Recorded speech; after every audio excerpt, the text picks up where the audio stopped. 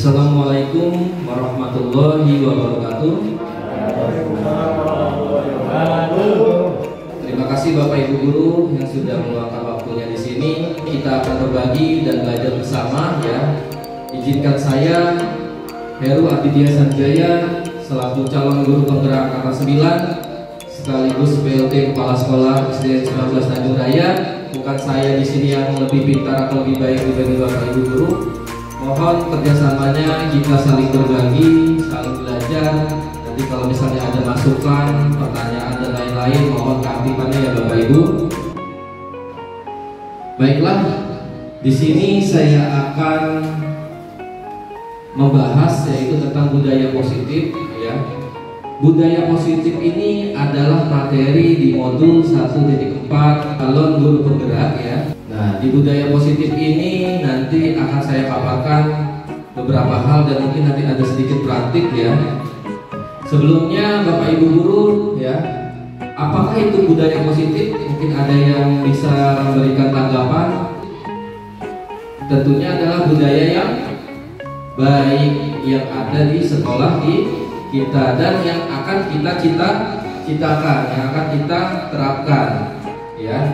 Jadi budaya positif ini merupakan perwujudan dari nilai-nilai yang akan atau sudah diterapkan di sekolah ya. Budaya positif diterapkan di sekolah sebagai wujud dari visi guru. Visi guru ini tidak hanya visi guru penggerak, tapi visi guru kelas, visi guru mapel ya. Tentunya Bapak Ibu Guru semua di sini punya visi. Visi saya di kelas sebagai wali kelas, visi saya sebagai guru mapel. Untuk apa? Supaya murid saya seperti apa ya. Kemarin kita sudah membahas tentang visi guru penggerak atau visi murid impian yang kita sesuaikan dengan visi sekolah kita ya. Yaitu apa?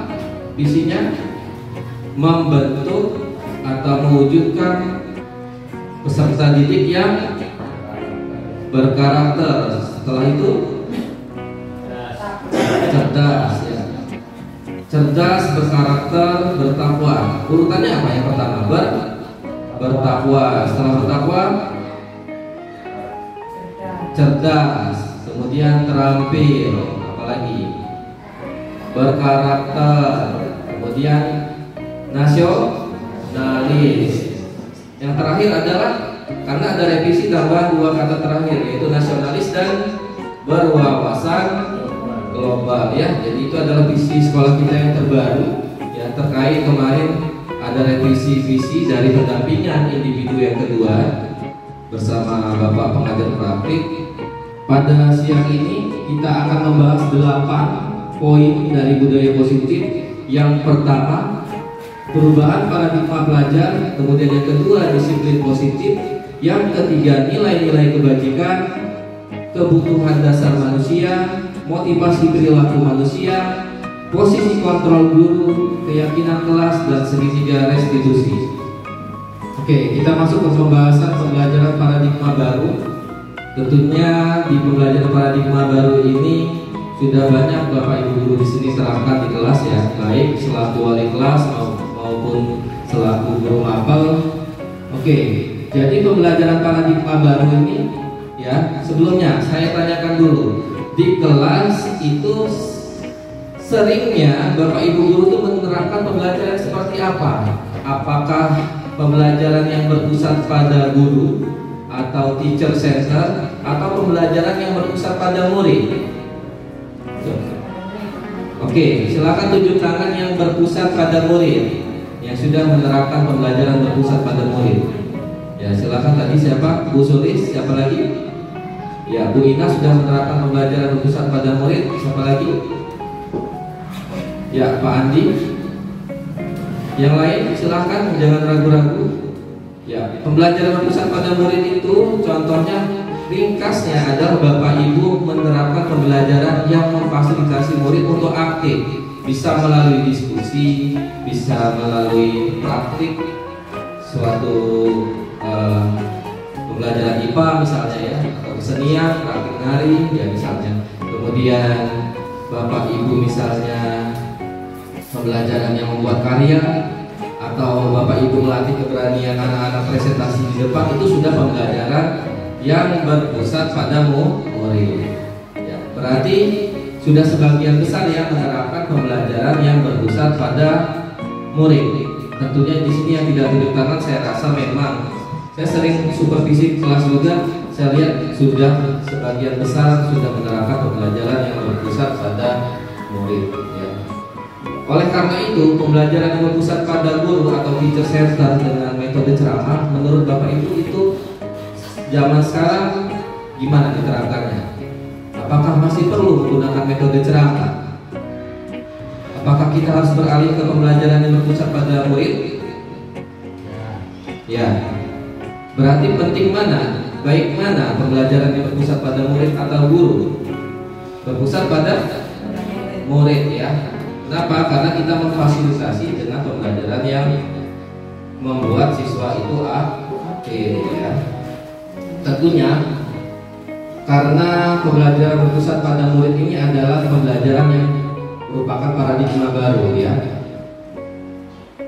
Pembelajaran paradigma baru ini memberi ruang yang longgar kepada guru ya untuk menyusun perencanaan, baik perencanaan pembelajaran, penilaiannya. Penilaian itu kan banyak sih, ada asesmen awal ya, kemudian ada penilaian proses, kemudian ada penilaian produk ya, dari presentasinya, dari penyampaian materinya gitu ya, penyampaian yang sudah didiskusikan anak-anak. Kemudian nanti ada penilaian akhir yang bisa menggunakan tes tertulis atau bahkan secara lisan, boleh silakan ya.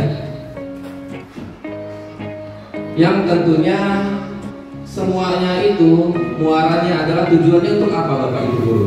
Supaya apa tujuannya? Tujuannya ini larinya ke murid atau ke guru? Muaranya kembali ke murid ya. Murid seperti apa yang diinginkan? Yaitu murid yang berkarakter ya. Kemudian berkarakter apa lagi? Terampil ya, sesuai dengan yang kita harapkan ya. Tentunya ini tidak lepas dari dimensi profil pelajar Pancasila, yaitu ada berkebinekaan global, bergotong royong, beriman dan bertakwa kepada Tuhan Yang Maha Esa, kreatif, mandiri dan bernalar kritis ya. Oke. Di sini saya akan menjelaskan juga tentang miskonsepsi tentang teori kontrol. Ini sering Bu, Pak, kita terapkan ya di kehidupan nyata ini, malah banyak sekali memang Bapak Ibu guru, tidak hanya di sekolah kita, mungkin di sekolah lain ya. Ini miskonsepsi tentang teori kontrol. Maksudnya apa teori kontrol itu? Kadang kita di kelas atau di sekolah ya berpikir bahwa kita itu bisa sepenuhnya mengontrol murid. Misalnya gini, ada murid yang berbuat salah di kelas, kemudian kita nasihati ya. Kita nasihati kemudian berubah kira-kira murid itu setelah dinasihati, ada yang berubah, mungkin ada yang mengulangi ya. Ketika murid itu berubah, apa yang Bapak Ibu guru rasakan? Apakah berhasil mengontrol murid? Menurut Bapak Ibu berhasil ya. Mungkin ada yang berpendapat lain, kayaknya saya belum tentu berhasil. Ada? Silakan. Ya, masih terus mencoba ya, jadi belum tentu berhasil. Kenapa sebetulnya bisa belum tentu berhasil? Karena sebetulnya guru itu tidak mengontrol murid sebetulnya. Guru itu hanya memberikan pencerahan ya.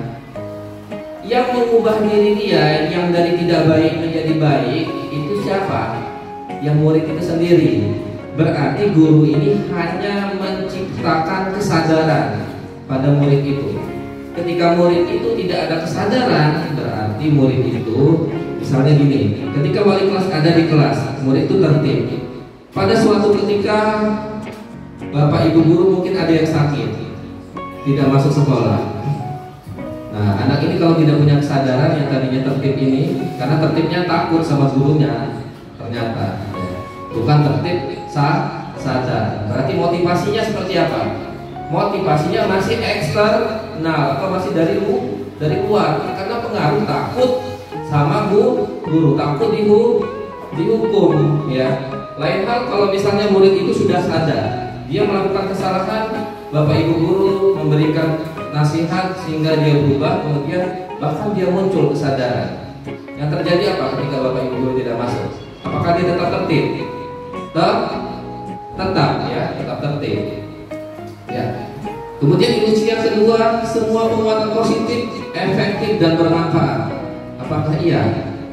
Belum tentu ya.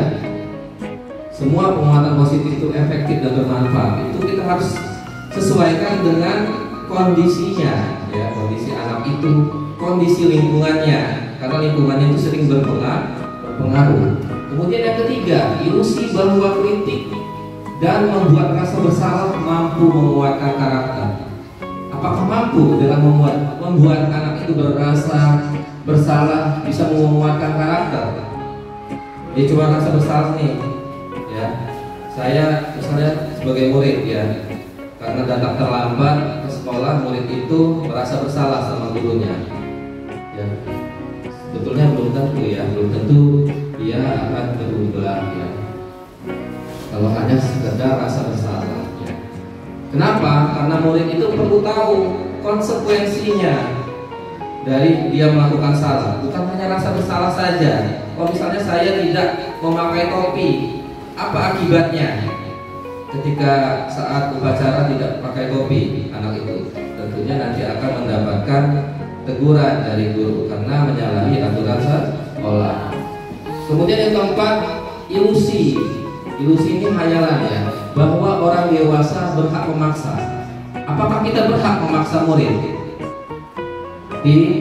Tidak, karena sesuatu yang dipaksa itu biasanya akan menimbulkan juga keterpaksaan. Semua yang diawali dengan keterpaksaan itu nanti hasilnya gimana? Ya, tidak kurang baik, ya, hasilnya, ya, kurang maksimal karena tidak sadar secara sendirinya, ya. Oke. Perlu saya jelaskan juga stimulus respon versus atau melawan teori kontrol. Oke, dari poin pertama Bapak Ibu lihat sebelah kiri, yaitu kebutuhan, ya. Kebutuhan kita itu sama menurut teori stimulus respon. Padahal kebutuhan kita itu berbeda-beda, ya. Jadi yang warna coklat itu adalah sebetulnya yang baik, ya. Yang sana stimulus respon itu belum tentu bisa kita terima, ya. Karena harus kita ambil teori kontrol apakah sesuai atau tidak. Jadi dua teori ini harus disesuaikan, ya. Jadi maksudnya dari stimulus respon ini akan berubah menjadi teori kontrol. Kenapa? Karena kita mengubah paradigma stimulus respon ke pendekatan teori kontrol. Pada SR, stimulus respon, saya singkat SR, ya, bahwasannya semua orang melihat hal yang sama. Padahal setiap orang itu punya sudut pandang yang berbeda-beda, punya gambaran yang berbeda-beda. Yang ketiga, kita mencoba mengubah orang agar berpendapat sama dengan kita. Padahal yang betul, kita berusaha memahami. Dengan memahami pendapat orang lain, maka nanti akan terjadi yang namanya sifat saling menghargai. Nanti dapat namanya kebersamaan, ya. Kemudian perilaku buruk dilihat sebagai suatu kesalahan. Yang betul adalah semua perilaku itu punya tujuannya. Belum tentu salah dan belum tentu betul, ya. Kemudian orang lain bisa mengontrol saya. Padahal yang bisa mengontrol itu adalah diri kita, kesadaran diri kita. Walaupun mungkin di sekolah ada aturan, guru, ya, dan tenaga kependidikan wajib datang ke sekolah sebelum jam 7.30. Namun kalau tidak ada kesadaran dari diri kita untuk datang 7.30, sebelum 7.30, tentunya pasti ada yang tidak tepat waktu. Kemudian saya bisa mengontrol orang lain. Apakah betul? Yang betul adalah belum tentu, ya, kita bisa mengontrol orang lain. Pemaksaan ada pada saat rujukan gagal. Padahal baiknya bukan pemaksaan, tapi kolaborasi atau kerja sama, atau konsensus atau kesepakatan menciptakan pilihan-pilihan baru. Model berpikir menang kalah, yang betul adalah model berpikir menang-menang. Oke, penerapan disiplin positif adalah suatu pendekatan disiplin dari dalam diri, ya. Anak tanpa hukuman dan hadiah. Nanti Bapak Ibu guru akan paham. Kalau guru terlalu memberi banyak hukuman, dampaknya seperti apa? Kalau terlalu banyak memberi hadiah juga nanti ada dampaknya ya. Nanti akan kita bahas lebih lanjut. Selanjutnya, disiplin positif juga perlu diterapkan baik dalam lingkungan keluarga maupun lingkungan sekolah. Dengan menerapkan disiplin positif diharapkan tidak kekerasan dapat dihindari ya. Pendekatan disiplin positif bukan hanya mengenai anak secara langsung, melainkan bagaimana cara orang dewasa yang memberikan dampak dan pengaruh positif pada anak atau peserta didik. Pendekatan disiplin positif menitik beratkan pendekatan positif tanpa kekerasan, memotivasi, merefleksi kesalahan, menghargai, membangun logika, dan bersifat jangka panjang. Jadi intinya bisa digarisbawahi yang saya tulis dalam huruf besar ya, yang paling besar ada 2 kalimat. Penerapan disiplin positif itu adalah pendekatan tanpa kekerasan. Nanti kaitannya dengan 5 kontrol guru ya. Oke, disiplin positif sudah dibahas tadi ya, mungkin bisa dibaca saja yang sebelah situ ya. Kemudian disiplin positif lebih ke arah disiplin yang mengontrol diri dalam melakukan tindakan, membuat murid memahami atau menyadari berdasarkan motivasi internal ya. Berarti yang ada dalam dirimu murid, bukan paksaan guru atau pujian atau bahkan hadiah ya, termasuk hukuman. Oke. Di sini ada nilai-nilai kebajikan. Ini fungsinya nanti kalau kita mau praktik sebentar membuat keyakinan kelas. Oke.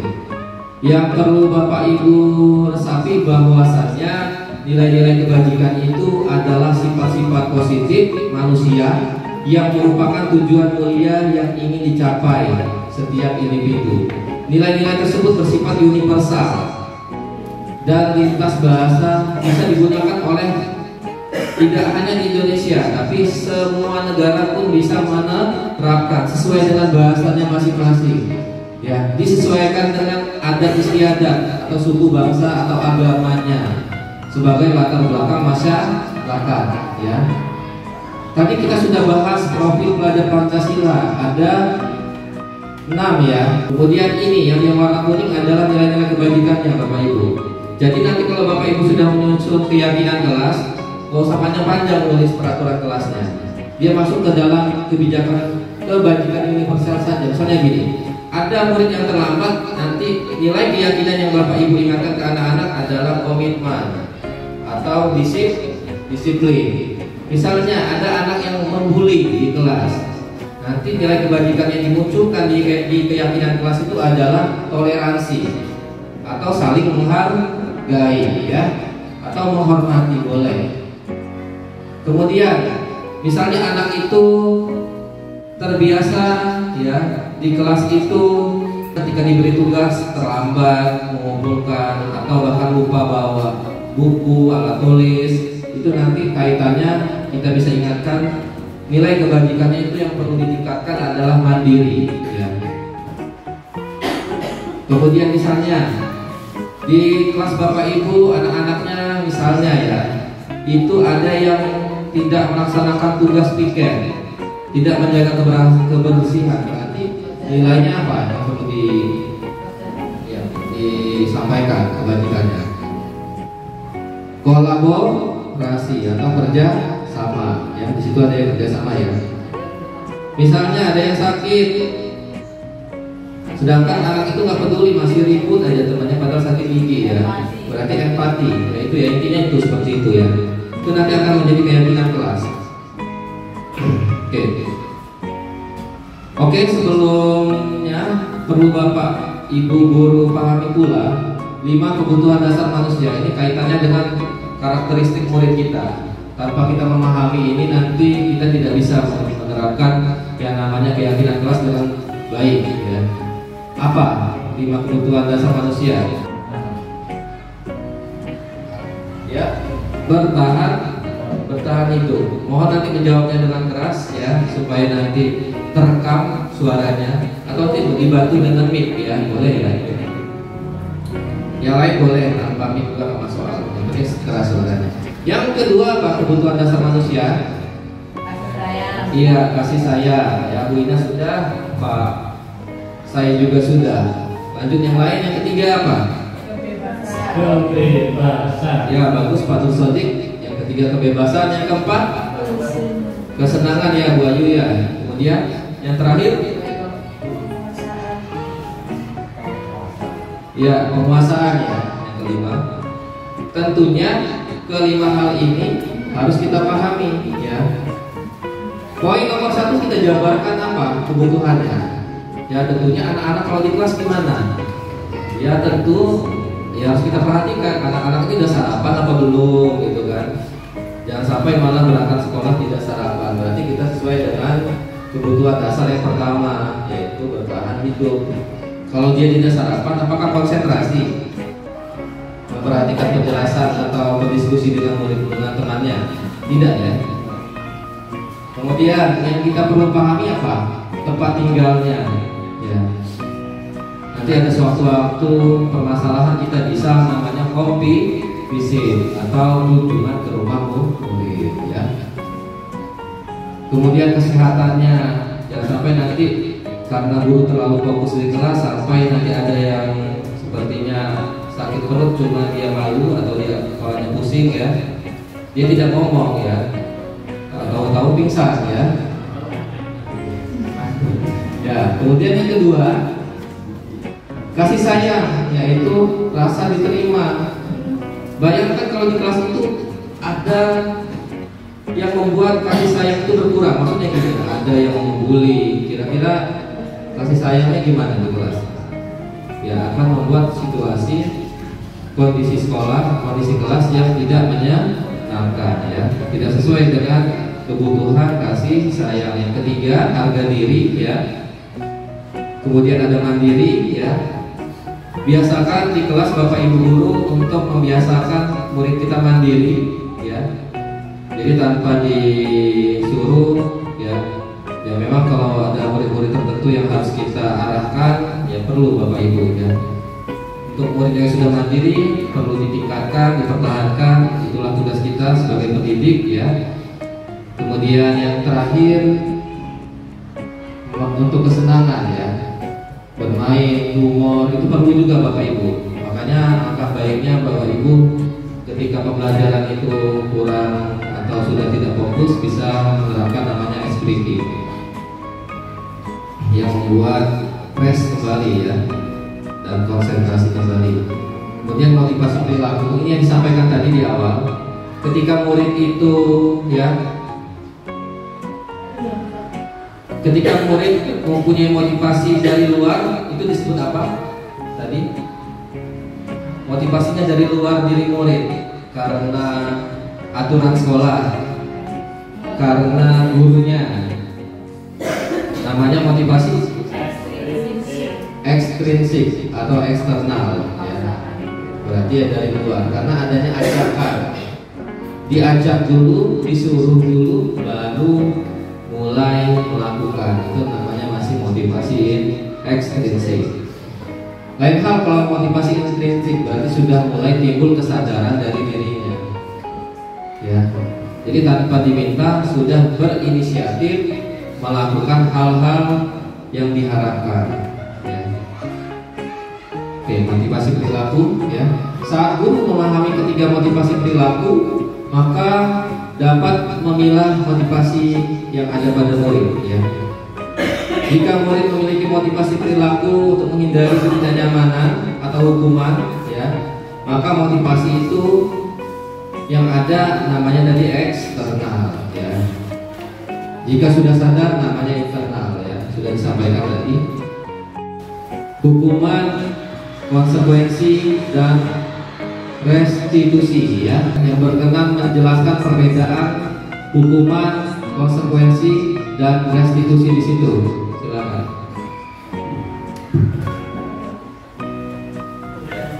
Hukuman yaitu tidak terencana tiba-tiba. Murid tidak tahu apa yang terjadi atau tidak dilibatkan bersifat satu arah atau berupa hukuman fisik atau fisikis. Bagus sekali pendapat dari Pak Sodik ya, sudah menjelaskan tentang hukuman. Bapak Ibu guru yang lain, kalau konsekuensi itu apa? Silakan. Konsekuensi dari karena sesuai aturan murid dibuat tetap tidak nyaman. Tidak nyaman. Sikap guru selalu memonitor murid. Oke, ini nanti ada di peran kontrol guru yang keempat nanti sebagai pemantau. Dan yang terakhir ada restitusi. Itu kesalahan tulis ya, bukan restitusi. Yang betul adalah restitusi. Restitusi adalah proses menciptakan kondisi bagi murid untuk memperbaiki kesalahan. Proses kolaborasi yang mengajarkan murid untuk mencari solusi sendiri. Ya, terima kasih Bu Ira sudah menyampaikan tentang restitusi. Bisa kita garis bawahi di hukuman itu biasanya guru itu ada melontarkan ucapan atau tindakan bahkan secara fisik ya maupun psikis ya. Kalau di konsekuensi biasanya nanti anak itu akan takut ya biasanya karena tindakannya masih ya murid itu masih merasa tidak nyaman ya karena dia merasa oh saya ini dikontrol, oh ini saya ini dipantau oleh Pak Mas Turo. Jadi ketika dipantau nanti malahan ketika nggak dipantau ya dia berubah lagi ya masih bisa berubah lagi. Restitusi gimana? Lebih mencari solusi sendiri ya kata kuncinya ya. Jadi ada kolaborasi antara yang orang dewasa itu baik guru ataupun orang tua terhadap anak yang bermasalah. Karena anak itu akan diciptakan kesadaran. Oh solusinya kalau saya terlambat berarti harus apa? Tidur lebih awal. Kalau misalnya masalahnya karena terlalu larut ya tidurnya, atau memasang alarm misalnya seperti itu. Oke, di sini ada 5 posisi kontrol guru. Yang pertama ada penghukum, yang kedua membuat rasa bersalah, yang ketiga sebagai teman, yang keempat pemantau, dan kelima manajer. Di sini saya siapkan video ya tentang kasus murid yang terlambat dengan kelima posisi kontrol restitusi. Silakan Bapak Ibu mulai menulis, boleh menulisnya di komputer atau menulisnya di buku ya. Menurut Bapak Ibu saya ini menerapkan yang mana seringnya dari kelima kontrol tersebut ya.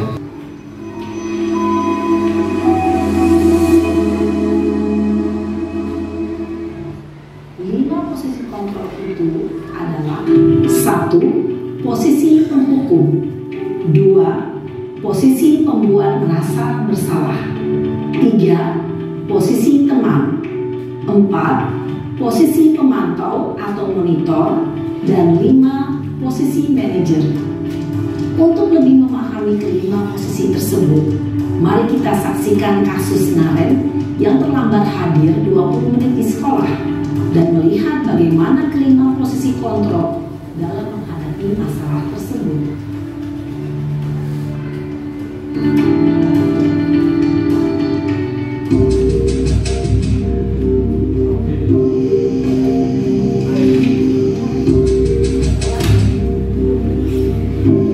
Ini yang pertama ya, penghukum ya. Naren,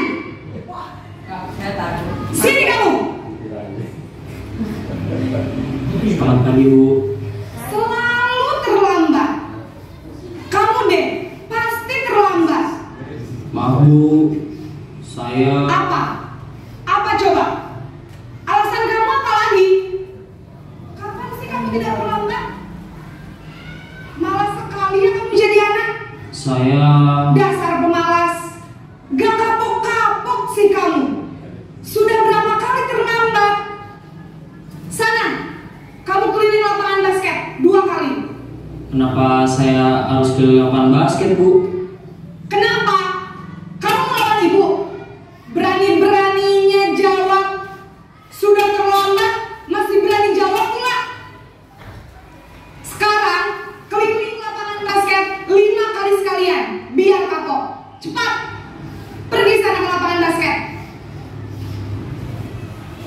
Posisi penghukum biasanya berbicara dengan nada tinggi, menghardik, menunjuk-nunjuk, menyakiti, dan menyindir. Hukuman bisa berupa fisik maupun psikis. Ibu dan bapak guru hebat. Dampak yang terjadi pada murid ketika guru berada pada posisi penghukum adalah murid cenderung akan memberontak, bahkan menyimpan dendam.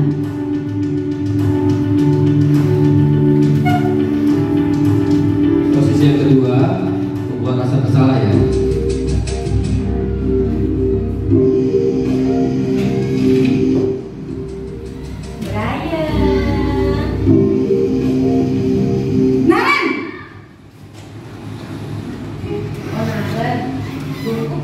Selamat pagi, Bu. Naren, kamu kenapa terlambat lagi, nak? Ya Tuhan, Naren, kamu senang ya bikin ibu susah ya? Kalau kamu terlambat lagi, nanti ibu yang ditegur bapak kepala sekolah, nak. Disangka ibu tidak bisa membina kamu. Duh, gimana ini? Maaf, Bu. Duh, Gusti Naren, kamu suka ya kalau ibu tegur bapak kepala sekolah? Terus, sekarang ibu harus tulis apa ini di buku absen? Ini kamu sudah sering terlambat loh. Ibu harus apa coba? Maaf, Bu. Maaf sekali. Ya sudah, lain kali jangan bikin ibu susah lagi ya, nak ya. Ibu tidak akan kuat lagi kalau kamu begini terus. Bisa jantungan kalau ibu tegur bapak kepala sekolah. Sana cepat ke kelas. Maaf ya, Bu. Maaf sekali.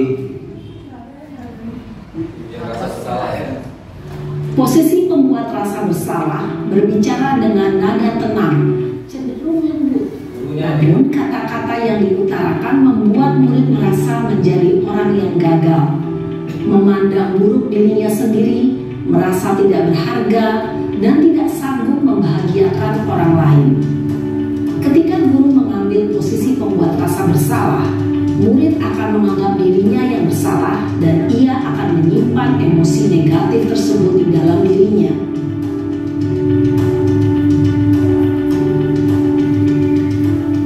Yang ketiga, posisi teman ya.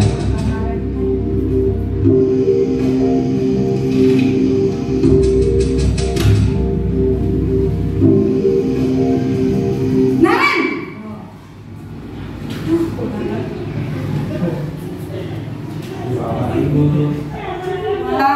Sudah jam berapa ini, nak?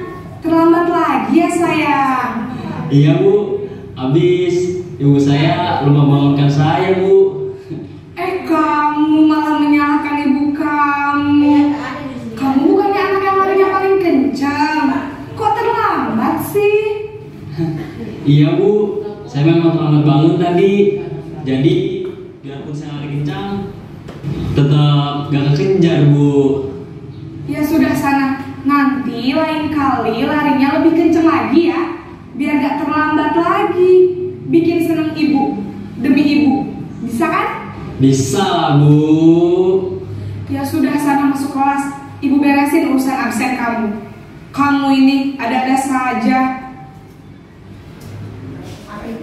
Dalam posisi teman, guru berbicara dengan nada suara ramah, akrab, cenderung bersenda gurau untuk menjaga suasana tetap santai.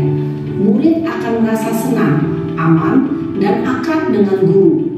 Identitas yang tercipta adalah identitas sukses atau berhasil. Namun, perlu diingat, karena ini masih dorongan eksternal, maka ada faktor ketergantungan dari murid kepada orang tertentu. Di sini guru absennya, sehingga di lain waktu murid bisa berperilaku baik, namun hanya kepada orang-orang tertentu saja.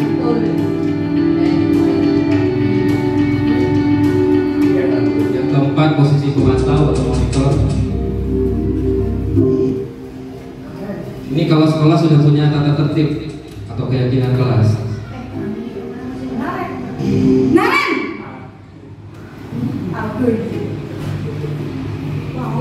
Selamat pagi, Bu. Naren, peraturan sekolah kita tentang jam berapa kita harus masuk sekolah, nak? Kita harus di sekolah jam 7, Bu. Iya betul, sekarang sudah jam 7.20. Naren sudah tahu konsekuensinya jika terlambat hadir. Paham, Bu. Saya harus tinggal kelas pas jam istirahat selama 20 menit. Iya benar, konsekuensinya demikian. Jadi nanti jam 9.30 pas istirahat, kamu harus tinggal di kelas, kerjakan tugas tambahan untuk ketertinggalan kamu, ya? Baik, Bu. Posisi pemantau mengandalkan penghitungan atau data untuk mengontrol murid. Guru mengarahkan murid berdasarkan peraturan dan konsekuensi. Seorang pemantau menunjukkan bahasa tubuh dan ekspresi wajah yang datar dan cenderung formal.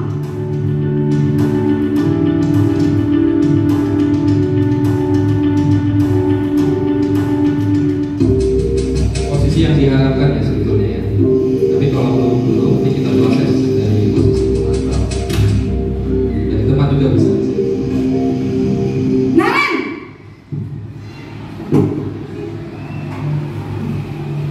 Selamat pagi, Bu. Selamat pagi, Naren. Maaf, Bu. Saya terlambat. Iya, sekolah masuknya jam 7, sekarang sudah jam 7.20. Jadi sekarang bagaimana ini, Naren?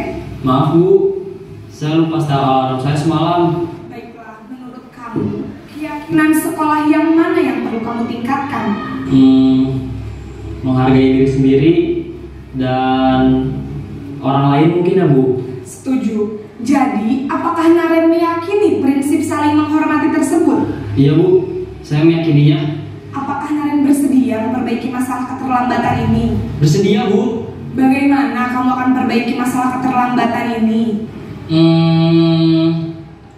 Saya akan coba untuk tidak lupa menyetel alarm saya, Bu. Baik, kalau Naren lupa menyetel alarm di rumah, ada orang yang kira-kira bisa bantu mengingatkan tidak? Ada, Bu. Kakak saya, Kak Emma. Ada lagi selain Kak Emma?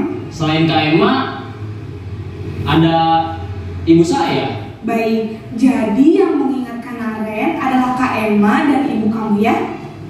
Kira-kira akan mulai setel alarm kapan nih, Naren? Setelah pulang sekolah, akan segera saya lakukan.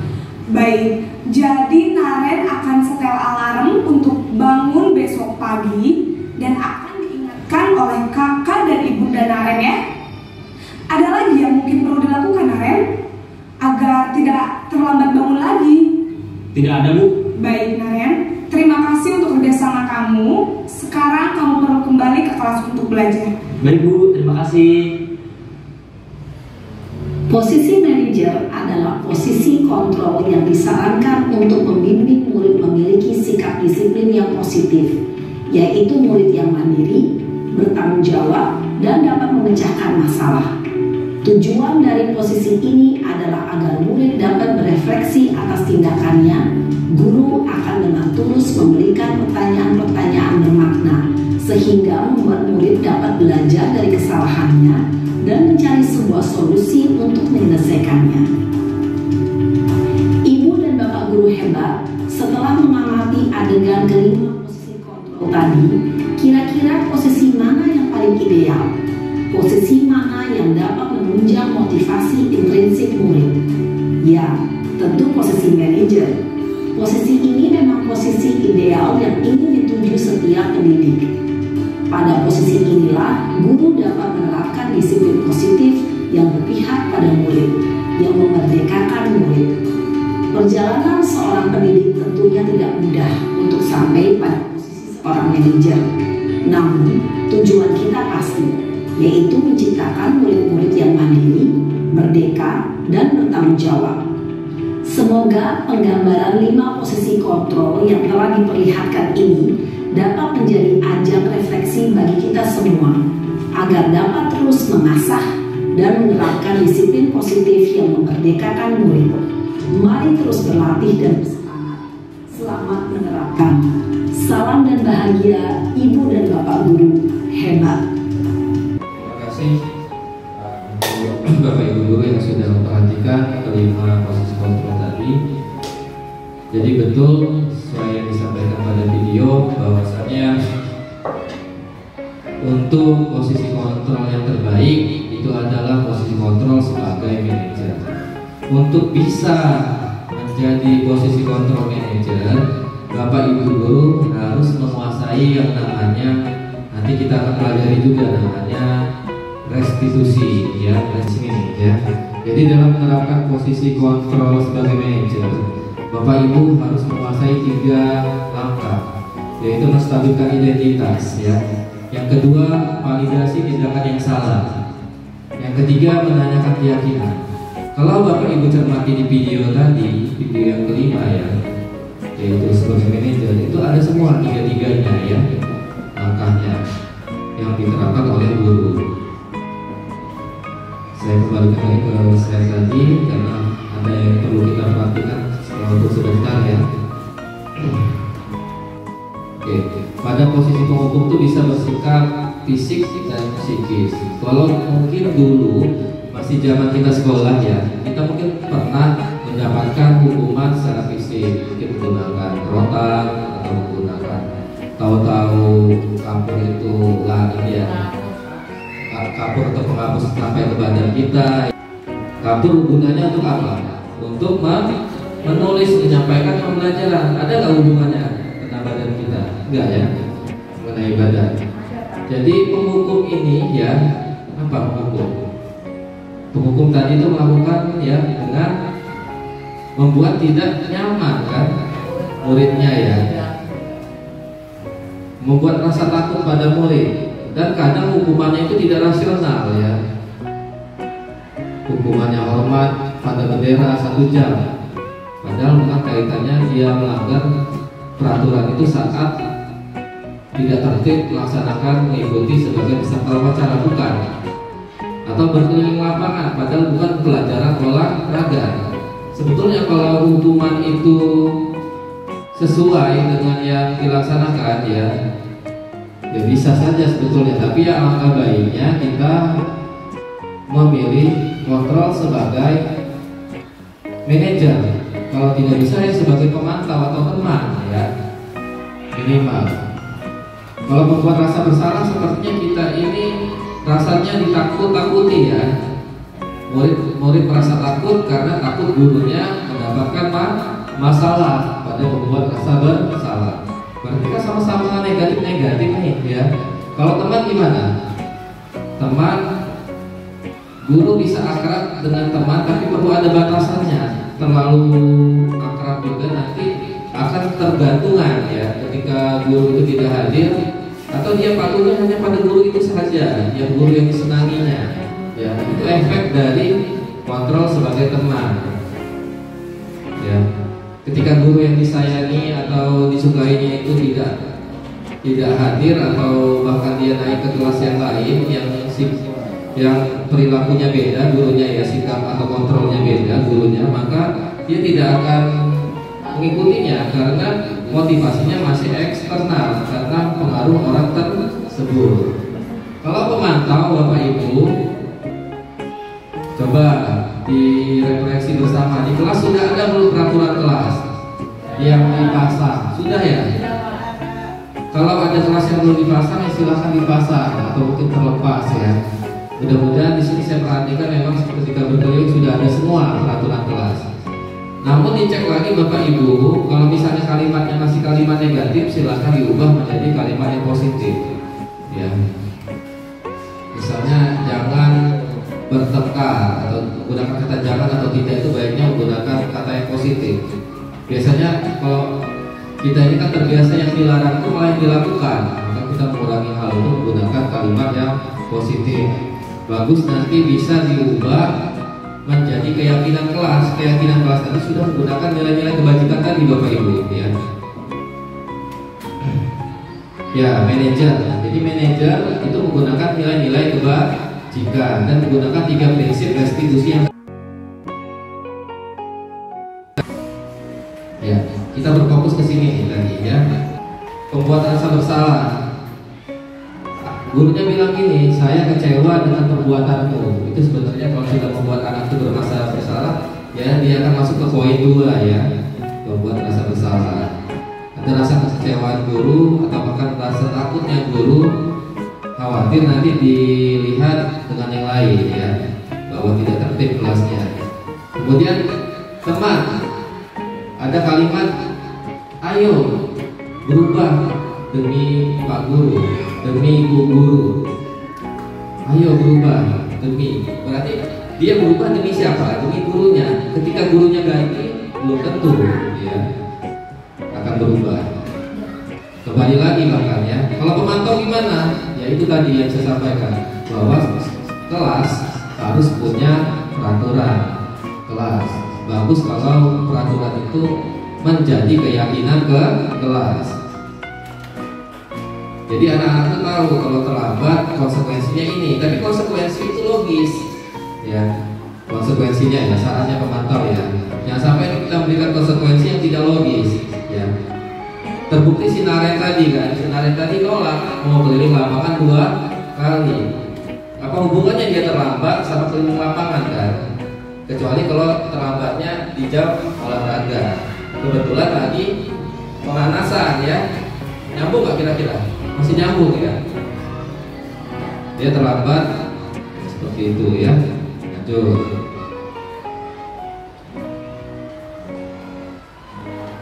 Nah, di manajer ini kata kuncinya ada kata rencana. Jadi anak-anak itu ya yang berbuat salah ditanyakan rencanamu seperti apa supaya berubah dan disepakati bersama-sama ya. Mulai kapan mau berubah? Dari 5 peran kontrol tersebut, yang posisi yang paling baik apa posisinya? Dari 5 posisi kontrol seorang guru ada muridnya. Yang paling benar kita terapkan di dalam kelas kita memang harus sebagai peran kita sebagai manajer, atau keseluruhan dari proses itu kita bisa mengharapkan nilai-nilai positif yang tumbuh utamanya dari dalam diri sendiri, atau mereka itu sudah menyadari akan kesalahannya, siap dengan konsekuensinya, dan sadar pula bagaimana cara merubahnya. Seperti itu. Terima kasih. Terima kasih Pak Andi yang sudah memberikan pendapat. Yang tepuk tangan semua. Jadi kata kuncinya sadar ya Pak Andi ya, sadar akan kesalahannya. Kemudian ada rencana ya, ada rencana dan mulai kapan akan memperbaikinya. Kalau Bapak Ibu melakukan penyelesaian masalah bersama murid belum ada kata seperti itu, silakan nanti mulai pelan-pelan berubah. Kita harus tanyakan dulu masalahnya apa, kok bisa terlambat gitu ya. Kemudian keyakinan kelas apa yang tidak sesuai yang kita yakini, dan apakah keyakinan kelas itu baik gitu kan untuk diterapkan untuk siap berbuat salah ya. Penting nggak bagi dia? Setelah dia penting ya, baru kita minta mulai kapan berubah sesuai dengan itu. Apa rencanamu dan mulai kapan berubah ya. Jadi ada kata-kata seperti itu. Ya, ini kesimpulannya ya tadi ya. Dari masing-masing nanti silakan dibaca masing-masing ya. Karena keterbatasan waktu. Oke, kita masuk ke keyakinan kelas. Mengapa keyakinan kelas? Mengapa bukan peraturan kelas? Ya, ada yang bisa memberikan alasan mengapa harus keyakinan kelas? Tadi keyakinan kelas tadi sudah sempat disampaikan ya. Kenapa enggak peraturan kelas saja seperti biasa? Silakan. Kenapa harus keyakinan? Karena yang namanya keyakinan itu biasanya tumbuh dari peserta didik sendiri, tidak ada paksaan. Tapi kalau peraturan, berarti itu ada yang mengatur, dia menjalankan, tetapi bukan dari hati peserta didik sendiri. Seperti itu kira-kira. Ya, terima kasih tepuk tangan ya. Pendapatnya sangat baik ya. Nah, yang lain setuju dengan pendapat Pak Sodik? Iya. Jadi keyakinan kelas bisa digarisbawahi itu berasal dari dirinya, kesadaran dirinya. Sedangkan kalau peraturan ya, karena ada aturan, ketika ada yang mengatur, ada yang memantau, ya dia bisa tertib, bahkan ada yang tidak tertib juga ya. Tapi kalau memang keyakinan kelas memang sudah mulai menyadarinya sesuai dengan keyakinannya. Jadi gini, pembentukan keyakinan kelas itu ya biasanya keyakinan kelas itu kita ambilkan dari peraturan kelas Bapak Ibu. Nanti silakan setelah selesai ini minggu depan Bapak Ibu sudah mulai membuat rancangan ya. Namanya keyakinan kelas. Di situ keyakinan Bapak Ibu gampang sebetulnya karena sudah ada peraturan kelas. Tinggal Bapak Ibu cermati saja di peraturan kelas itu. Kalau peraturan kelas itu masih kalimat negatif, silakan bersama-sama siswa ya. Jangan sampai Bapak Ibu sendiri yang membuat, nggak boleh. Dalam keyakinan kelas dan praktik restitusi tadi harus bersama murid semua di kelas ya. Nanti diambil, kita ambil pendapatnya murid. Nah, kalau kalimat ini kalau digantinya seperti apa? Kenapa? Karena yang terapin siapa sebetulnya? Guru atau murid? Peraturan itu. Khususnya murid ya, yang dipantau oleh guru ya. Jadi keyakinan itu, peraturan itu harus diubahnya bersama-sama murid. Jadi peraturan yang masih negatif kalimatnya silakan diganti dulu ya. Buat satu, gunakan kertas karton seperti ini boleh ubah dulu ya. Jadi kalimat positif, baru nanti kalimat positif. Sebelumnya Bapak Ibu boleh menerangkan. Nah, nilai-nilai kebijakan ini ada banyak macamnya, seperti yang tabel kuning tadi ya yang saya berikan ya. Oh ada komitmen, oh ada saling menghargai, ya. Oh ada disiplin, ya, dan lain-lain ya. Itu perlu dijelaskan dulu ya sama anak-anak, supaya nanti ngubahnya paham. Oh, misalnya meletakkan buku di tempat yang sesuai, alat tulis di tempat yang sesuai ya, atau merapikan meja bangkunya sebelum pulang, itu peraturannya misalnya ya. Jadi apa? Tertib ya, tertibannya ya. Ini contohnya saya berikan. Jadi kita mau sedikit ini ya, dari beberapa poin ini silahkan ambil yang penting. Saya mau minta praktik biar saya mengenal ya. Saya minta tuliskan saja 4 peraturan kelas, walaupun nggak banyak ya. Gunakan spidol di situ, satu persatu guru silahkan menuliskan ya peraturan kelas. Mana spidolnya Bu Ina tadi? Ya silahkan tulis judulnya peraturan kelas dulu Bu. Kita praktik sedikit ya. Judulnya peraturan kelas. Kemudian dari poin berapa ini silahkan ambil yang sesuai dengan kelas SD ya. Ini karena peraturan tingkat SMP SMA yang saya contohkan. Ya tulis judulnya peraturan kelas. Ini karena praktik Bapak Ibu kita ambil sampel aja ya. Sebenarnya peraturan banyak, bisa 10 lebih malahan ya. Kita ambil sampel aja ya. Oke, peraturan kelas. Kira-kira yang pertama apa? Datang ke sekolah tepat waktu ya.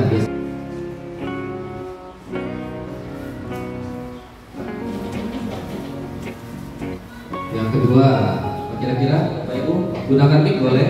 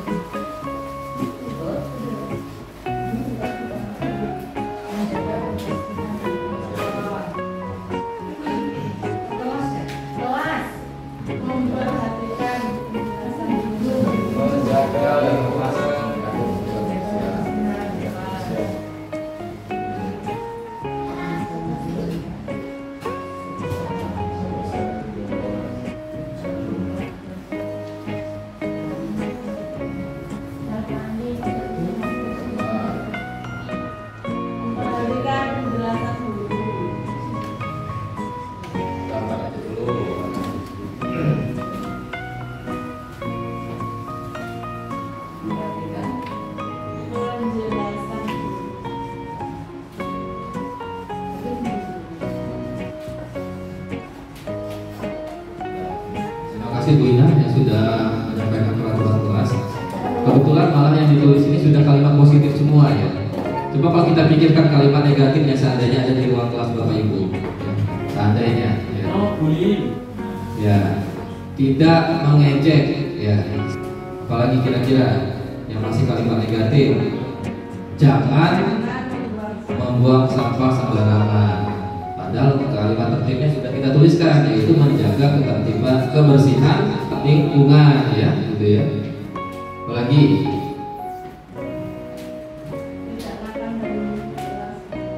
ya, tidak makan dan minum saat pelajaran, ya.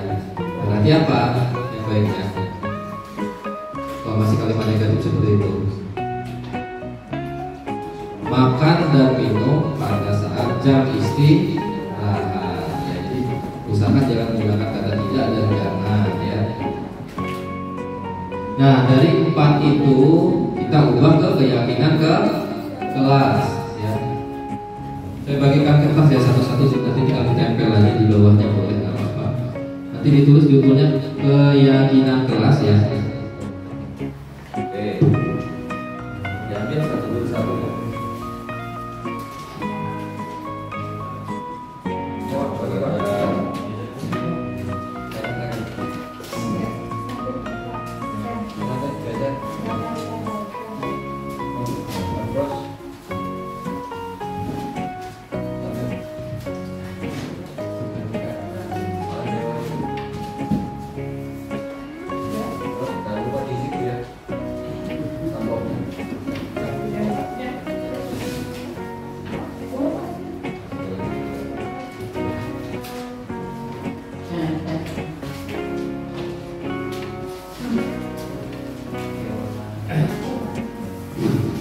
Dari poin 1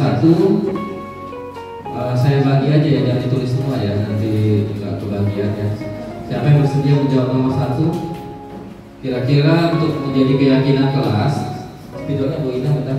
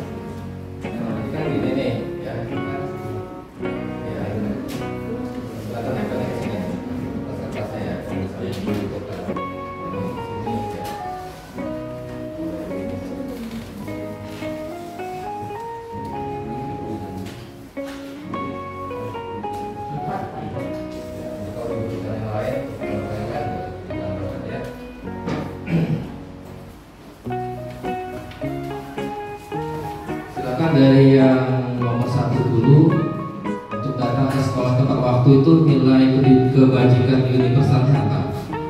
Menurut Bapak Ibu, anak-anak pun harus apa? Iya, silakan. Kalau ada disiplin, tulis disiplin. Nanti nama siapa? Tempel ya. Seperti itu contohnya. Ya. Dan digunakan kertas sticky note-nya, silakan. Yang sudah tulis disiplin ada mungkin?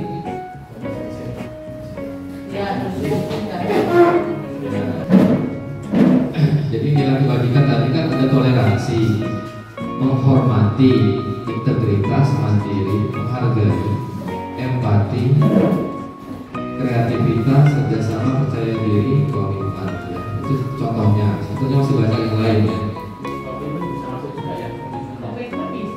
Ya silakan ditulis ya Pak. Nomor 4 itu Oh iya silakan. Boleh silakan. Nggak usah ragu. Kalau salah nanti kita revisi bersama-sama ya. Jadi Bapak Ibu guru tidak usah takut salah.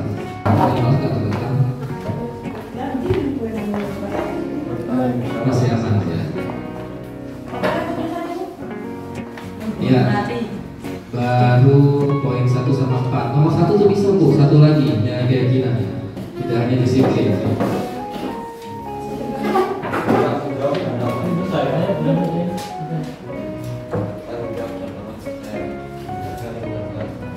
Ya, bisa juga bertanggung jawab ya. Percaya diri itu masuk ke mana Bu? Boleh, tapi Ibu nanti tuliskan nomor 5 tidak mencontek. Jadi buat peraturan kelas baru nanti tulisnya di tempat lain. Ya boleh, silakan Bu. Ya. Rasa hormat itu kedua nggak ya? Ya. Rasa hormat. Menghormati ya, menghormati. Hormati sama yang kuasa. Berakhlak mulia. Bisa menghormati. Tidak. Rasa hormat ya, nomor 2 nih. Di sini Pak. Ya, hormat ya. Rasa hormat bisa. Kerjasama yang menjaga lingkungan kelas ya Pak ya? Boleh silakan ya. Ya kita Bapak Ibu guru paham nih, oh ini keyakinan kelas. Nanti ketika murid itu tidak tertib, ingatkan lagi keyakinan kelas yang sudah disepakati. Gitu.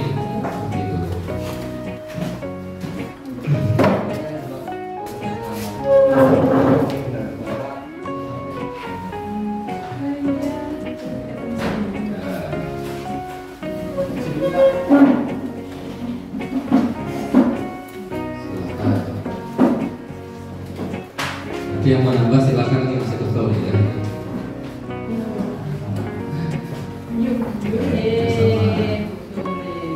Ada lagi pendapat lain? Silakan. Cukup dulu ya. Di poin pertama ya. Seandainya di kelas Bapak Ibu guru ada yang terlambat ini tidak hanya terlambat masuk kelas Bapak Ibu. Saat terlambat di awal jam pelajaran tidak hanya itu sebetulnya. Saya terlambat dari jam istirahat itu sudah dikatakan terlambat sih sebetulnya ya. Ketika Bapak Ibu guru sudah menjelaskan kalau ada yang masuk, anak itu jangan dinasihati di situ, tapi nanti setelah jam istirahat dipanggil aja ke suatu ruangan. Jadi jangan sekali-kali kita sebagai guru menasihati di depan teman-temannya, nanti akan menimbulkan rasa malu.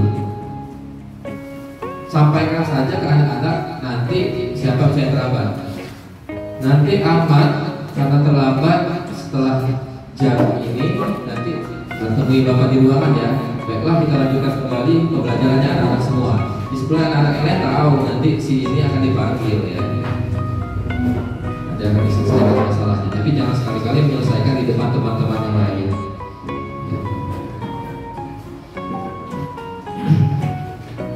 Ya, kemudian berdoa sebelum dan sesudah belajar. Bagus ya.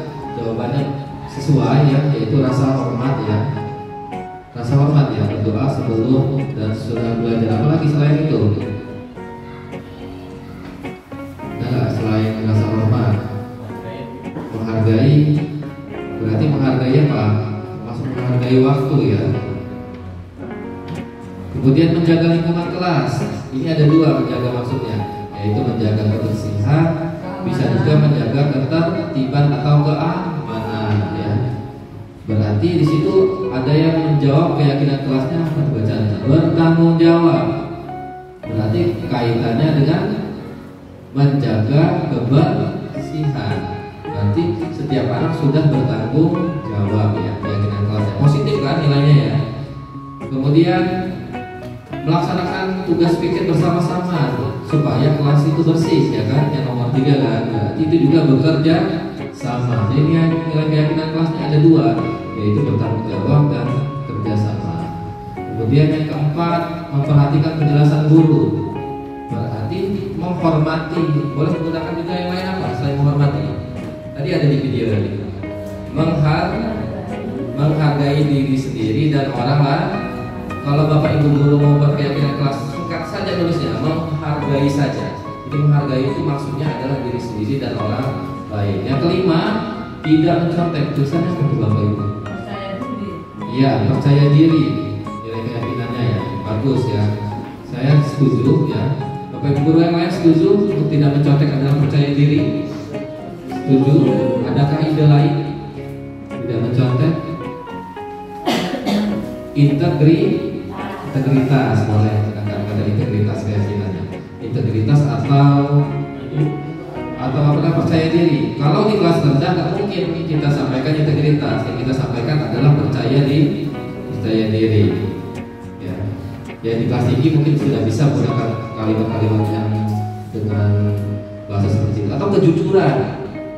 Ya, ganti kata integritas itu kan artinya sama dengan kejujuran, boleh. Seperti nomor 1, tepat waktu. Berarti kan dia sadar nih. Kalau kesadaran itu apa? Boleh dengan kata kesadaran untuk kelas rendah ya. Atau kelas tinggi dengan kata komitmen atau kesepakatan. Di kelas 1 gunakan kata kesepakatan. Kelas 1, 2, 3 di kelas 4, 5, 6 nya menggunakan kata komitmen. Yang penting anak-anak itu paham apa arti komitmen. Itu adalah kesepakatan. Alhamdulillah kita sudah praktik untuk peraturan kelas menjadi keyakinan kelas. Saya ada sedikit tambahan juga mengenai itu. Ini untuk memperdalam keyakinan kelas Bapak Ibu guru di kelas ya. Setelah Bapak Ibu guru sudah ada poster tentang keyakinan kelas ya, Bapak Ibu guru juga bisa, karena keyakinan kelas ini kalau cuma sekedar pajangan tapi tidak dalam kurun seminggu itu Bapak Ibu guru ada waktunya dibahas ya. Berarti apa maksudnya? Perlu ketelatenan ya untuk sering mengulasnya supaya anak-anak itu mengingatnya. Jadi sering sekali anak-anak itu diberi pencerahan ya. Nah ini prosedurnya, saya tampilkan prosedurnya yang harus Bapak Ibu lakukan di kelas ya. Mudah-mudahan bisa terrealisasi di minggu depan. Bapak Ibu guru sudah mulai mencoba. Prosedurnya seperti apa untuk pembentukan keyakinan kelas atau sekolah? Ayo. Yang pertama yang dilakukan Bapak Ibu guru kelas ketika gimana? Meminta pendapat dari semua murid. Jadi semua murid itu ditampung pendapatnya. Bagaimana enak menampung pendapat? Kalau tidak ada kertas sticky note, Bapak Ibu guru gunakan kertas dipotong-potong, nanti ditempel, ditampung pendapatnya. Ditulis nama, jangan sampai nanti nggak tahu namanya siapa ya. Boleh teknisnya menggunakan kertas, boleh medianya. Atau langsung curhat pendapat boleh, kalau nggak mau pakai itu, ya. Tapi biasanya kalau langsung curhat pendapat, biasanya ada anak yang masih malu-malu biasanya ya. Tapi ya nggak apa-apa. Yang penting kita tampung semua sarannya. Kemudian setelah didaftar seperti yang warna kuning, poster warna kuning, kalau masih ada kalimat negatif seperti nomor 5 ya, tidak mencontek, silahkan diubah dulu menjadi peraturan kelas yang positif ya. Kemudian ditanyakan sama anak-anak, disepakati bersama, sepakat nggak anak-anak? Ya sampai nggak sepakat ya. Seperti itu. Jadi poin ketiga disusun ya. Yang sudah peraturan kelas positif tadi diubah menjadi keyakinan kelas, seperti yang poster yang warna merah muda ini ya, seperti itu ya. Setelah dibentuk seperti itu baru disetujui ya. Kalau tidak disetujui dibuang saja idenya itu yang mana yang tidak sesuai ya, atau diganti redaksi kata-katanya, kalimatnya kalau tidak sesuai. Tentunya itu harus dipajang di kelas, jangan sampai keyakinan itu tidak dipajang, khawatirnya nanti ada anak yang lupa. Alangkah baiknya tiap minggu sesekali Bapak Ibu mengingatkan keyakinan kelas tersebut dan konsekuensinya apa ya, seperti itu. Peraturan kelas dengan konsekuensi dikaitkan dengan keyakinan kelas ya.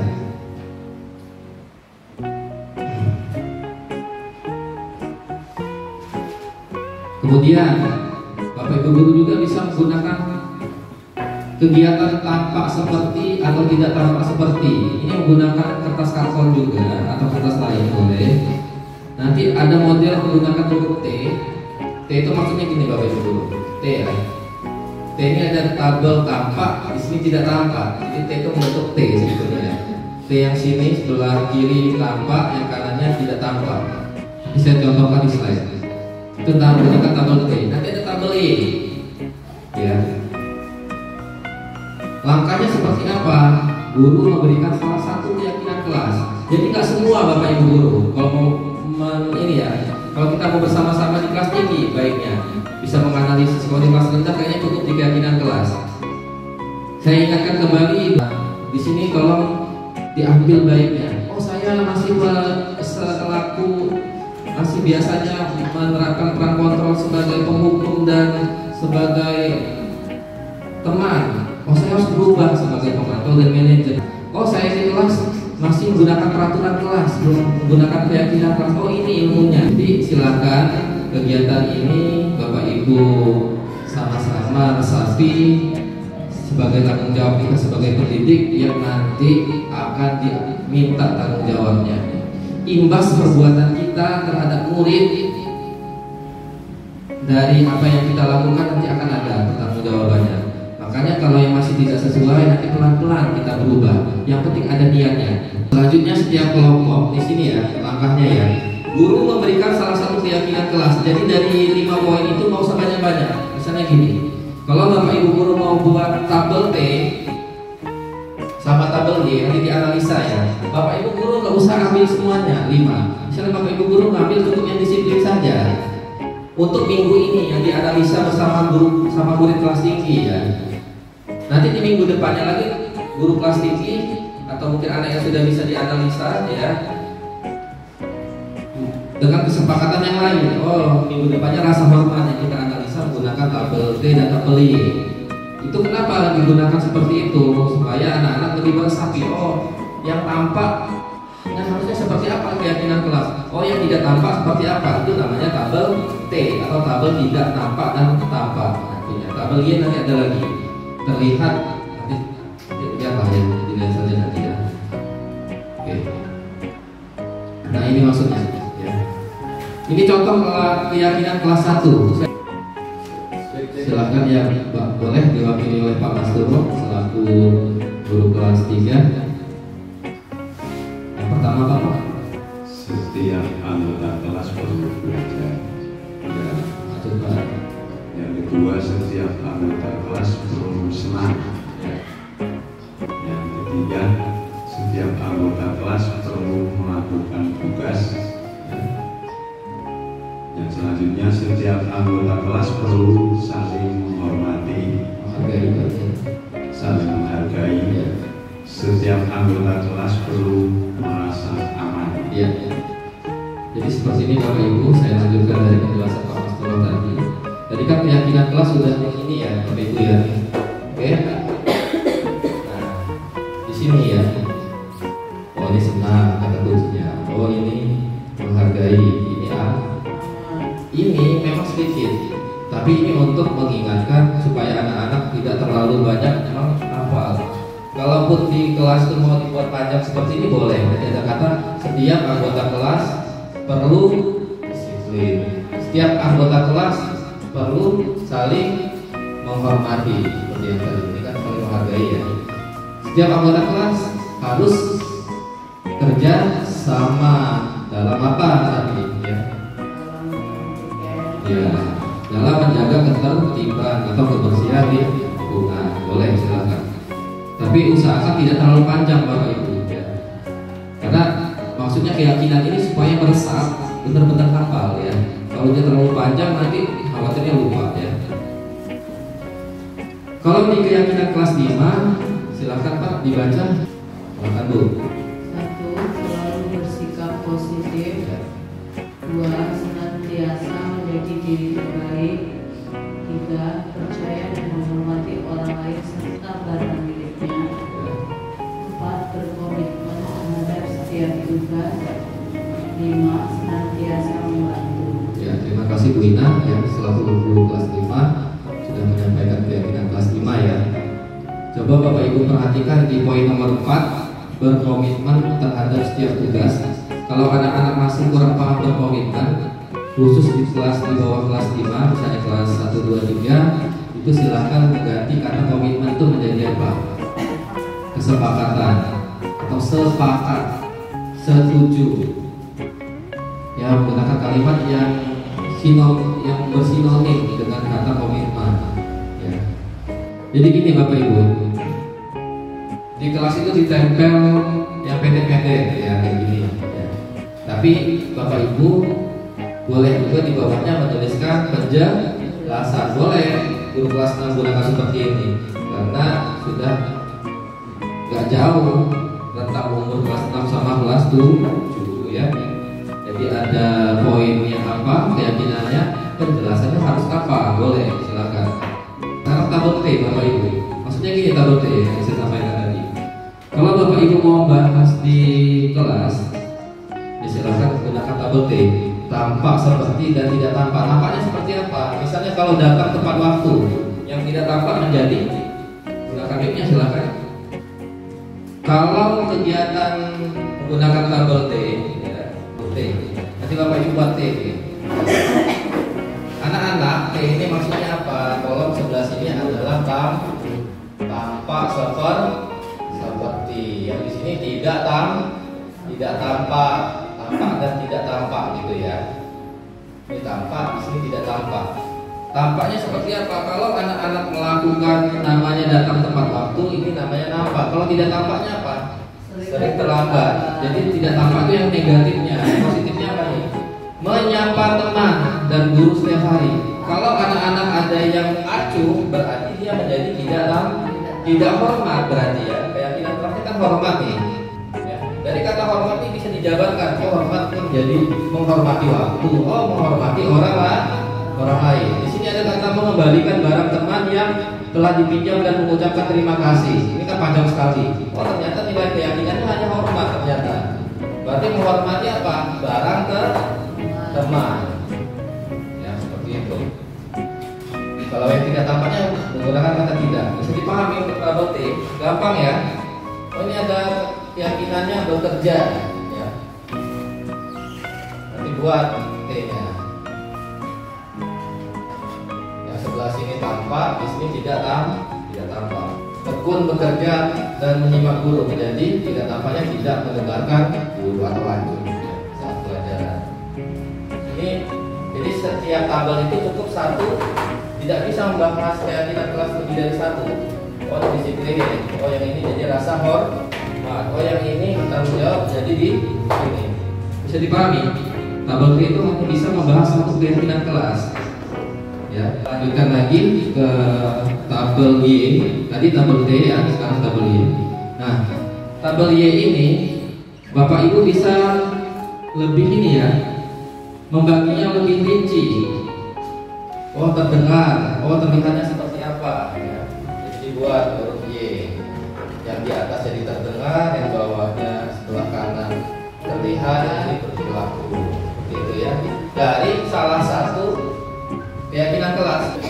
Oke, kalau Y kita buat Y. Berarti ini terdengarnya seperti apa, di sini terlihat seperti apa, kemudian berperilakunya seperti apa. Saya mohon bantuan Bapak Ibu guru. Ya, silakan Pak. Terdengar satu orang berbicara, yuk saya bantu. Kita bisa selesaikan ini bersama. Terima. Tolong ya, permisi. Boleh saya pinjam, nanti akan segera saya kembalikan. Satu orang berbicara, berarti yang lain mendengar. Yuk saya bantu, berarti dia menolong teman yang lain ya. Kemudian yang terlihat gimana? Yang terlihat Pak. Satu, berempati terhadap perasaan orang lain.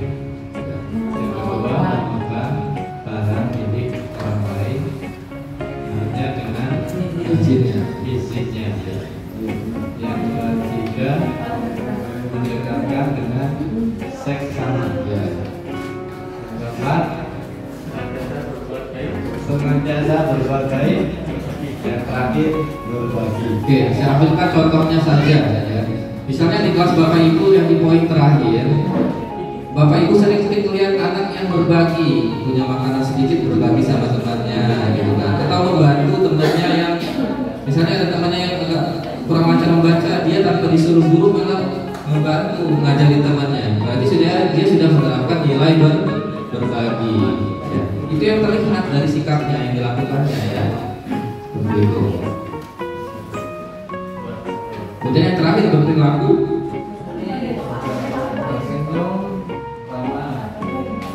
tersenyum ramah, memberikan salam hormat, berjabat tangan, kemudian berikan ruang bekerja dan postur tubuh yang tenang. ya, itu berperilaku ya, jadi kelihatan di kelas. Misalnya ketika Bapak Ibu guru masuk ini dia sudah tersenyum ya, tersenyum, senang ya, kemudian memberikan hormat kepada guru ya, melewati misalnya mau izin permisi ya, kemudian menundukkan badan, ini kelihatan dari perilaku ya, seperti itu ya, ya dari perilakunya, postur tubuhnya tenang kelihatannya. Kemudian kegiatan pendalamannya bisa dengan selain tabel T sama Y tadi ya.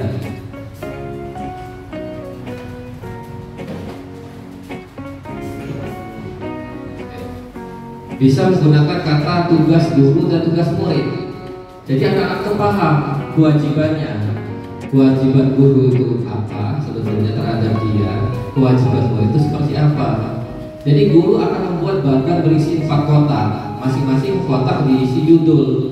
Guru tugasnya, murid tugasnya, guru tugasnya bukan apa, murid tugasnya bukan apa. Jadi dia yang tahu yang boleh dilakukan dia apa, yang nggak boleh apa, yang boleh guru lakukan apa, yang nggak boleh guru lakukan seperti apa. Jadi di kelas terjadi namanya saling memantau, guru memantau murid, murid juga bisa memantau guru. Jadi tercipta saling kesadaran ya di situ ya. Tidak hanya kesadaran murid, tapi kesadaran gurunya juga. Guru bercurah pendapat dengan 2 cara.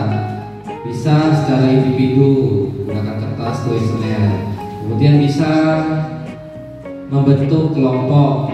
Ya, biasanya kan di kelas Bapak Ibu kan bentuk kelompok diskusi nih, 4 atau 5 orang boleh. Setiap kelompok diberikan tugas bercurah pendapat. Mana yang tugas guru, mana yang bukan tugas guru, mana yang tugas murid, mana yang bukan tugas murid. Nanti saya berikan contoh di slide selanjutnya. Ya seperti ini ya. Saya bacakan saja ya. Guru tugasnya mengajar, mendidik, menjawab pertanyaan, memberi nilai, mengatur kelas, menegakkan peraturan kelas, menjalankan keyakinan kelas, peduli terhadap semua murid dan lain-lain. Murid tugasnya apa di sini? Belajar. Murid tugasnya apa? Mencoba. Jadi apa yang diberikan guru di kelas dicoba. Oh, disuruh presentasi ya, coba presentasi walaupun belum terbiasa ya. Kemudian menghasilkan yang terbaik dari dirinya ya, berarti berusahanya ya. Itu ditingkatkan. Kita sebagai guru sering memberikan pencerahan supaya anak seperti itu. Yang keempat apa? Bertanya jika tidak paham. Itu tugasnya. Mengikuti peraturan. Ya, jadi peraturan kelas tetap ada. Hanya saja tadi koreksinya. Kalau peraturan kelas masih kalimat negatif, mohon diubah menjadi kalimat positif supaya sifatnya bukan memaksa. Tidak boleh, jangan. Usahakan hilang karena tidak boleh dan jangan. Jadi peraturan kelas yang positif. Bagus kalau ada 2, selain peraturan kelas ada keyakinan kelas ya, ditempel juga. Jadi langkah selanjutnya menjalankan keyakinan kelas tugasnya si murid ya. Kemudian tugas murid apa lagi? Mendengarkan, memeriksa tugas kembali. Ya, kalau di rumah maupun di sekolah, ujian lagi ya kerjaannya. Guru tugasnya bukan apa? Bukan menyakiti, bukan memaksa, bukan merapikan barang murid. Ada nggak di sini? Malah gurunya yang merapikan barang-barang murid? Ya enggak ya, malah ya. Jadi alangkah baiknya Bapak Ibu untuk mengarahkan anak-anak ini masih tidak rapi, kalau anaknya yang rapikan ya. Menyiapkan makanan atau barang-barang alat tulis anak-anak. Ada yang nggak bawa ini pulpen ibu aja pakai. Anak itu berusaha sendiri. Mana ada pulpen atau ada konsekuensinya seperti apa kalau tidak membawa pulpen dan dia seperti apa untuk berubah, mulai kapan mau berubah. Lanjut, guru tugasnya bukan menyakiti, bukan mengeluh ya, bukan merusak barang pribadi atau orang lain, bukan melakukan tugas yang bukan tugas guru. Oke, ini segitiga restitusi tadi ya Bapak Ibu ya. Maksudnya segitiga restitusi itu penyelesaian masalah restitusi tadi itu menggunakan 3 langkah. Ya, langkah pertama ini menstabilkan identitas. Ya, langkah pertama. Coba Bapak Ibu perhatikan di sini. Langkah pertama menstabilkan identitas. Bagaimana caranya? Setiap orang pasti pernah melakukan kesalahan. Jadi ketika ada murid bersalah, ada kesalahan, panggil ke kantor atau ke ruangan tertentu, ya. Usahakan kantor itu tidak ada orang, ya. Jadi sebetulnya nggak baik juga menyelesaikan masalah, malah ada guru lain. Ya. Maka baiknya wali kelas satu saja wali kelas dengan murid yang bermasalah. Tanyakan. Ini yang menstabilkan identitas. Misalnya dia sudah ini ya berbuat salah. Misalnya gini, contohnya gini. Siapa namanya yang bersalah? Silakan masuk lawan, masuk ya, duduk di sini. Saya ini murid gitu kan. Kemudian Wawan tahu nggak kenapa Pak Guru panggil ke sini? Nggak tahu Pak, bilangnya. Harus kita jelaskan. Kalau dia tahu ya kita ya bagus, kamu sudah tahu, nanti lanjutkan ya. Kemudian dia kan menyampaikan nih permasalahannya seperti apa. Oh, saya tidak mengerjakan PR Pak. Ketika dia tidak mengerjakan PR, nanti kita bilang ini. Setiap orang pasti pernah melakukan kesalahan. Jadi kita bela dulu dia pertama.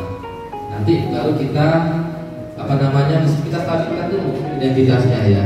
Setiap orang punya kesalahan. Bapak juga di suatu acara pernah datang tidak tepat waktu. Namun kita sebagai manusia alangkah baiknya mengambil pelajaran dari masalah itu. Gitu ya. Kita ceramah seperti itu. Jadi anak tidak takut. Bukan waktu dipanggil langsung kita marah-marahi, bukan. Kita stabilkan dulu identitasnya. Kita tentukan dulu. Bagaimana dia bisa jujur kalau kita pertama sudah membentak duluan seperti itu. Setiap orang pasti pernah melakukan kesalahan. Kemudian yang kedua, kamu bukan satu-satunya yang pernah melakukan ini, ya. Bapak juga mungkin dulu pernah melakukan seperti ini. Jadi stabilkan dulu. Sebetulnya saya pengen menampilkan video saya, tapi masalahnya tidak terdownload. Jadi kan di laporan kontrol guru tadi ada videonya nih. Saya tampilkan karena sudah saya download di komputer dan saya setel suaranya menggunakan HP. Tapi nggak ada waktu. Pengen saya tampilin tadinya ya video yang tentang Ain sama si Adit ya. Di situ ada skenario-nya. Kemudian di langkah kedua namanya validasi tindakan yang salah. Kamu tentu punya alasan mengapa melakukan itu. Jadi murid di sini tanyakan, nah kamu kan pasti tak ada alasannya. Kenapa kok bisa terlambat? Kenapa kok bisa tidak mengerjakan PR? Tanyakan alasannya. Setelah dia mengakui kesalahannya, oh saya ini karena gini, karena saya tidurnya kesiangan. Oh karena saya terlalu bergadang gitu ya misalnya. Maka kita harus berikan ini nih. Adakah cara yang lebih baik untuk apa caramu untuk supaya tidak terlambat lagi, supaya tidak bangun kesiangan? Dari masalah itu kita cari solusinya. Jadi di sini guru menggali si anak ini masalahnya apa, kemudian dari permasalahan itu solusinya apa. Nah, jadi bukan guru yang ngasih solusi, tapi murid ini diciptakan supaya menyadari kesalahannya dan memberikan solusi kepada guru. Bisa dipahami bedanya dengan kita sebagai teman atau pemantau. Kalau pemantau kan kita sudah menyampaikan nih, karena kamu terlambat, konsekuensinya ini nggak beda. Jadi muridnya ditanya kesalahannya apa, kemudian apa langkahmu supaya bisa memperbaikinya, gitu kan? Bagaimana supaya tidak terlambat lagi, misalnya seperti itu. Kemudian ini nih yang terakhir, finishingnya kita melakukan menanyakan keyakinan. Keyakinan kelas apa yang sudah disepakati? Oh, keyakinan kelasnya komitmen Pak, disiplin Pak. Nah, berarti kamu yakin nggak disiplin itu baik? Tanyakan dulu baik nggak menurut dia. Jangan-jangan keyakinannya hanya tertulis di pajangan kelas, tapi dia nggak yakin itu baik. Jadi dikonfirmasi dulu anak itu, dikonfirmasi ya anaknya.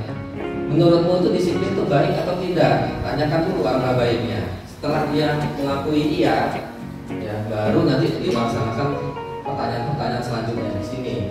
Jadi menanyakan keyakinannya. Kemudian langkahmu seperti apa untuk memperbaiki kesalahanmu? Setelah dia ngasih, bukan kita yang ngasih ini ya, masukan. Oh saya Pak, saya akan memasak alarm supaya tidak terlambat. Apalagi, oh saya akan minta bantuan ibu saya untuk membangunkan saya. Jadi dia akan yang ngasih masalah kan, ngasih pemecahan masalahnya ya sama guru. Karena dia menyampaikan pemecahan masalahnya, maka otomatis dia yang akan melakukannya. Kemudian kita tanyakan di akhir, mulai kapan akan melakukannya? Dia jawab, sekarang Pak, mulai hari ini saya akan melakukannya. Ya, kita bilang baik, bagus, silakan dirikan, kemudian baru ditutup dengan ya silakan kembali ke kelasnya gitu. Seperti itu Bapak Ibu penerapannya ya. Jadi ada 3 langkah. Insya Allah nanti saya berikan teksnya atau panduannya kepada Bapak Ibu Guru yang mudah memahaminya ya. Oke. Kesimpulannya, penerapan segitiga restitusi apa kesimpulannya? Penerapan segitiga restitusi yaitu guru berperan sebagai manajer menggunakan segitiga restitusi dalam penyelesaian masalah melalui 3 tahapan, yaitu menstabilkan identitas validasi tindakan yang salah dan menanyakan keyakinan tujuannya adalah menghasilkan murid yang mandiri dan bertanggung jawab. Seperti itu.